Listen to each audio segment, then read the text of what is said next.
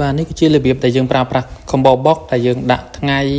ទីខែឆ្នាំបាទដូចនៅក្នុងវីដេអូហ្នឹងបាទសម្រាប់អ្នកធ្វើការងារការិយាល័យគឺជួបច្រើនបាទការងារហ្នឹងដែលយើងអត់ចង់ផ្លាស់ប្ដូរយើងចង់ select វាដែលអូតូម៉ាទិកបាទជាដំបូងយើងមានថ្ងៃទីខែឆ្នាំសិនបាទបន្តមកទៀតចាំយើងដាក់ combo box តាមក្រោយអញ្ចឹងយើងត្រូវទៅបើកយក menu developer មួយមកសិនមកបាទ menu ហ្នឹងធម្មតាយើងអត់មានទេអញ្ចឹងយើងទៅបើកវាដើម្បីបើកចូល file ហើយចូល option មក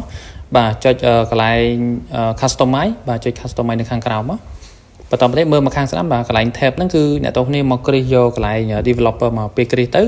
tab developer ហ្នឹងវា load មកបាទបើសិនជាខ្ញុំដកគ្រីសគឺវាអត់មានទេបាទឃើញទេអត់មានទេអញ្ចឹងពេលដែលខ្ញុំចូលគ្រីសវាវិញគឺmenu tab developer ហ្នឹងគឺវា load មកវិញហើយបាទអញ្ចឹងពេលមានtab developer ហើយបានយើងធ្វើការទៀតបាទអញ្ចឹងដំបូងអ្នកទាំងគ្នាយកមកចុចកន្លែងថ្ងៃមកហើយយើងទៅយក tool មួយ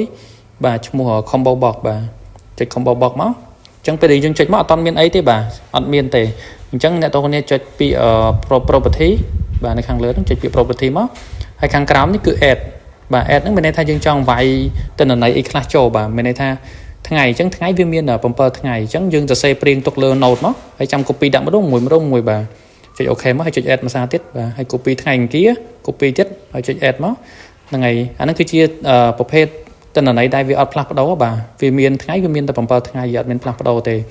ហើយតើតើព័ត៌មានផ្សេងទៀតបាទដូចថ្ងៃយើងដាក់31មកបាទខែមាន12ហើយឆ្នាំយើងដាក់មកបាទពីឆ្នាំណាដល់ឆ្នាំណាអានេះខ្ញុំក៏ឧទាហរណ៍ទៅថ្ងៃមួយទេបាទកុំឲ្យវីដេអូនឹងយូរពេកអញ្ចឹងយើង copy ម្ដងមួយមកដាក់មកបាទអ្នកទាំងគ្នាអាចសរសេរព្រៀងទុកទៅសរសេរដូចខ្ញុំអញ្ចឹងណាសរសេរព្រៀងក្នុង note មកហើយចាំយើង copy បាទព្រោះកាលណាយើងសរសេរវាតូចពិបាកមើលអញ្ចឹងយើងសរសេរព្រៀងទុកហើយចាំ copy ដាក់ម្ដងមួយមកបាទអញ្ចឹងពេលគ្រប់ហើយចាំចុច OK មកខាងក្រោមមកបាទ